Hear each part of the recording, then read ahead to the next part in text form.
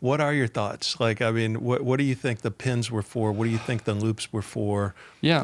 I know, and I super appreciate that Mm. you're just presenting the data and presenting the evidence. But I also know that you're a very thoughtful person. You've probably thought about this a lot. Like, I have thought about it, yeah, and I think you can't necessarily take it in isolation. So you have to work your way back to what the shafts were for in the mm, first place.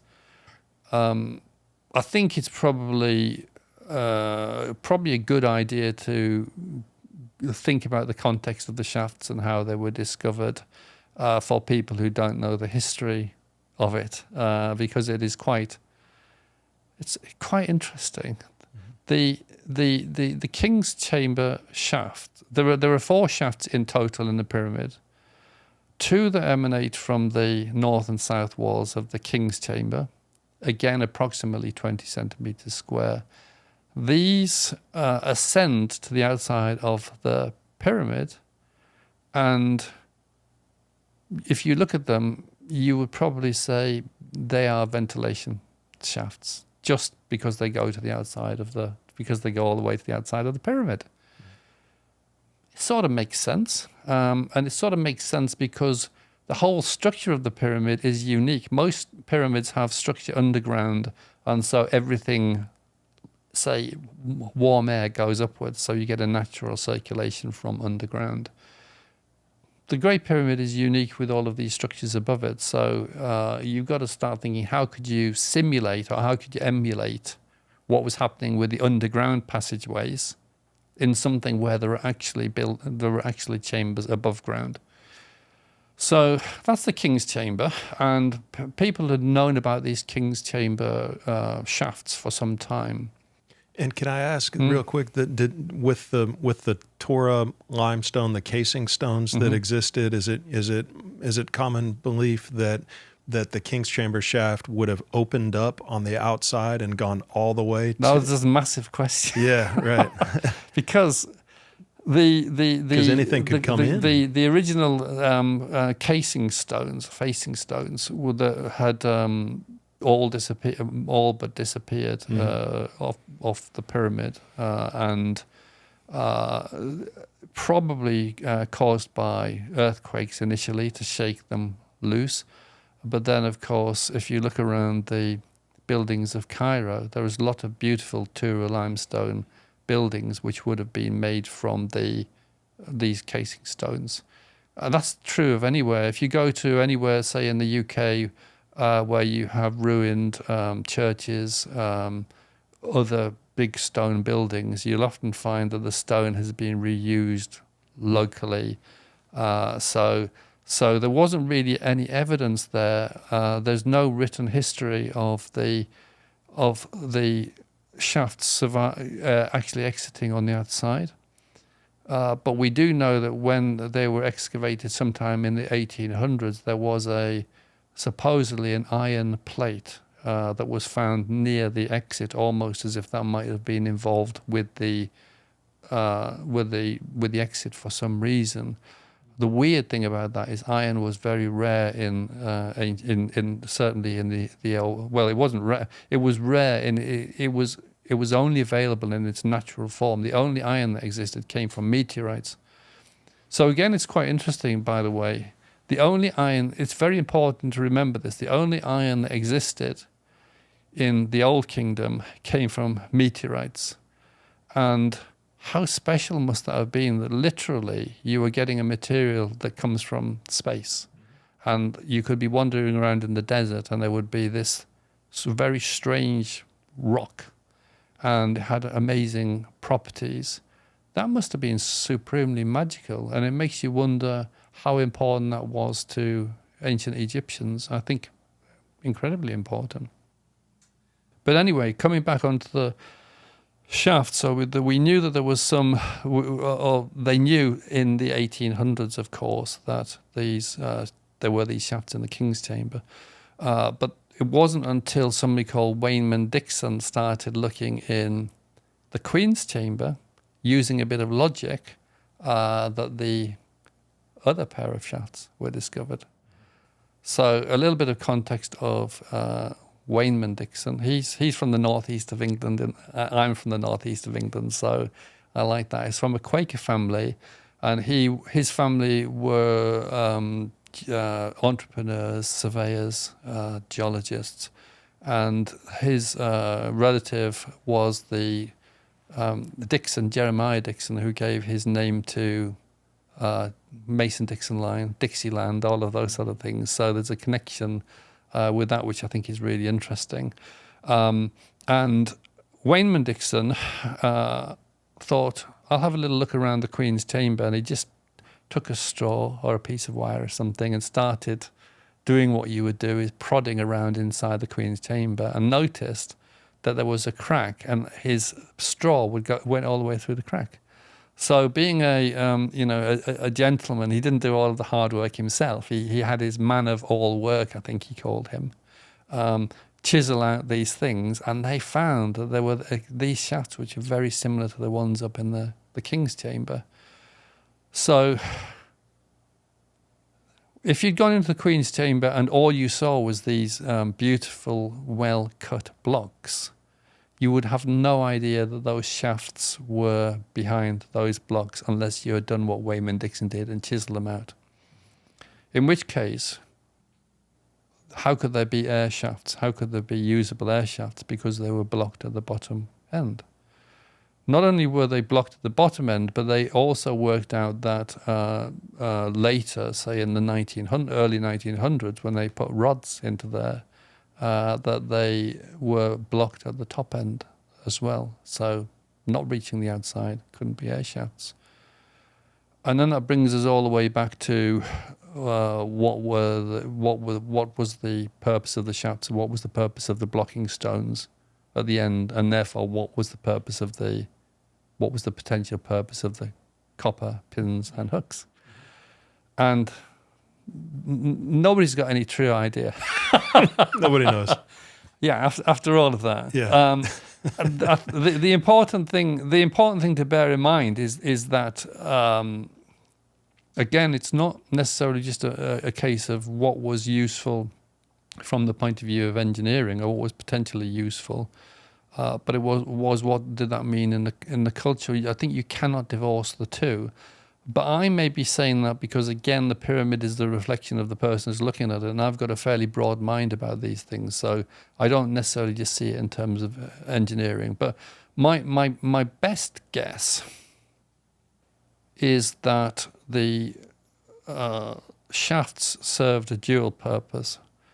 If the Queen's chamber had ever been used for any religious purpose, if you like, then it would have been opened up, possibly to the outside, possibly for air, but also possibly for whatever the religion at the time had decided.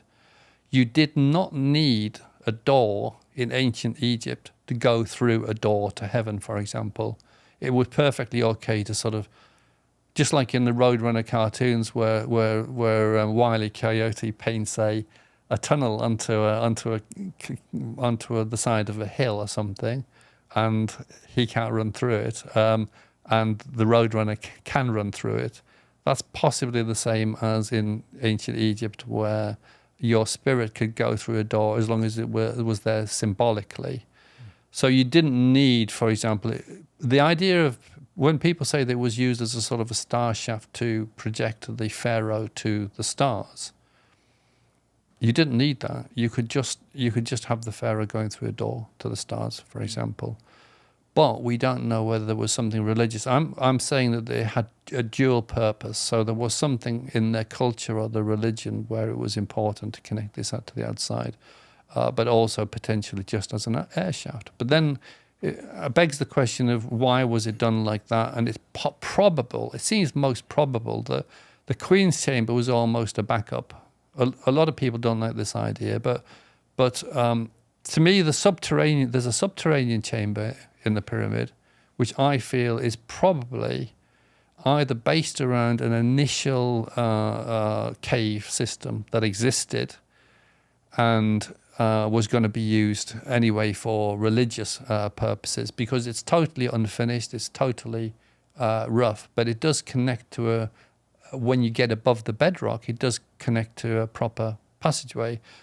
So it may have been that they were using that for religious purposes as well. But I think that my guess is that it was almost a decoy, because most pharaohs up to that point had been interred underground.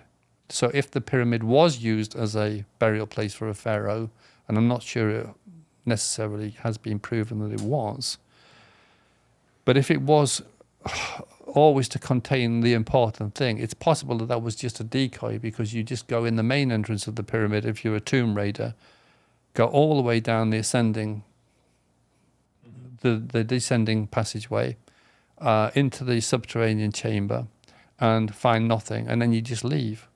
So if you were to say, you look at this picture of the pyramid and imagine you could remove all of the structures that are above the grey bit, above the ground bit, that would look like a typical pyramid. Everything above it doesn't look like a typical pyramid. So I think that that would have been quite a clever idea to design that purely as a decoy. So we don't know if the Queen's Chamber shafts go all the way out or not yet, right? We're pretty sure that they don't. That they don't. Because there is some sort of block beyond the southern Queen's Chamber shaft, which just looks like an ordinary block. Okay. It doesn't we look don't know what happens beyond the Queen's Chamber North shaft, and that's what we're planning to look at. So going back to the point, we can then sort of ignore the subterranean chamber and think about the reasons why something would be done in the Queen's Chamber.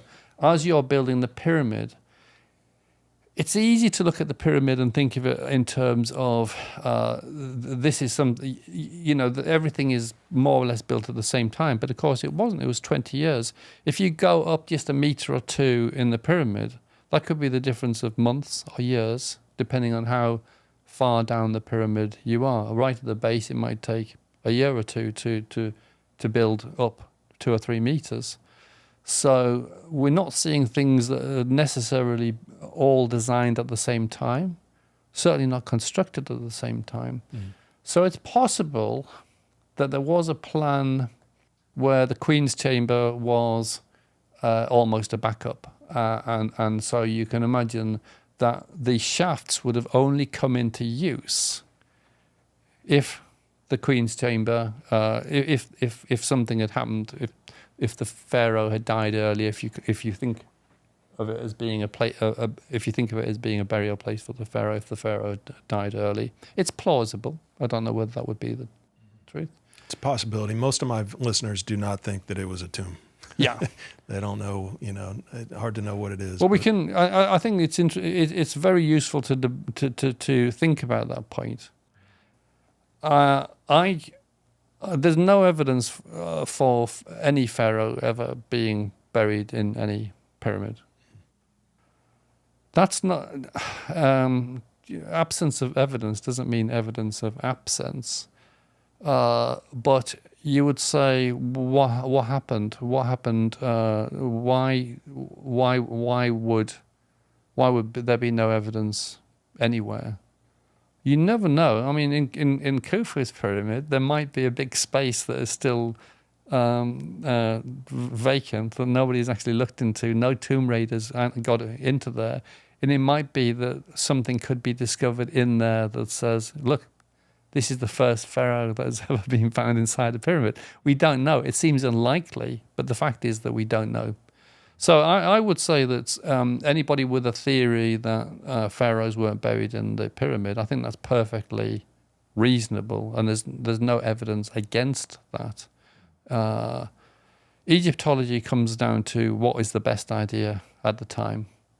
The best idea at the time right now is that pyramids were resting places for pharaohs, but we don't know. The pin. So do we know where the pin is today? We know where the pins are. Okay.